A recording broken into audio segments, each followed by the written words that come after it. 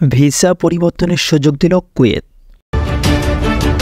বিস্তারিততে যাওয়ার পূর্বে আপনারা যারা এই চ্যানেলে নতুন, চ্যানেলটি সাবস্ক্রাইব করে কমেন্টের মাধ্যমে আপনার মতামত শেয়ার করুন।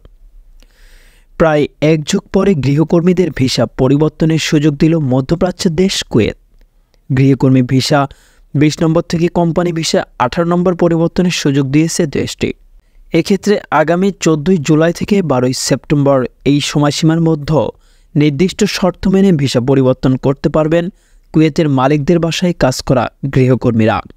কুয়েতের প্রথম উপপ্রধানমন্ত্রী, প্রতিরক্ষা ও স্বরাষ্ট্রমন্ত্রী এবং সরকারি জনশক্তি বিভাগের চেয়ারম্যান শেখ ফাহাদ ইউসুফ আল সাহাবের সঙ্গে বেসরকারি খাতে কর্মী নিয়োগে এই সিদ্ধান্ত হয়।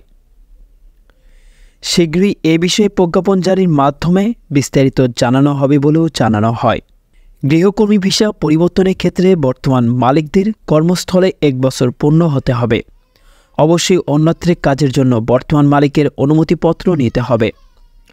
এছাড়া 50 কুয়েতি দিনার সরকারি ফি এবং প্রতি বছর আকামা নবায়নের সময় 10 দিনার ফি দিতে হবে। এদিকে ভিসা পরিবর্তনের সুযোগ দেওয়ার খবরে উচ্ছ্বাসিত দীর্ঘদিনের অপেক্ষায় থাকা কুয়েতের লাখো প্রবাসী বাংলাদেশি। কমিউনিটির বিশিষ্টজনেরা মনে করেছেন, শর্তগুলো যদি সহজ হয় এবং মালিক অনুমতি দিলে তারা বিভিন্ন কাজে দক্ষ, তারা প্রাইভেট সেক্টরে ভিসা পরিবর্তন করে ইনকাম বাড়াতে পারবেন।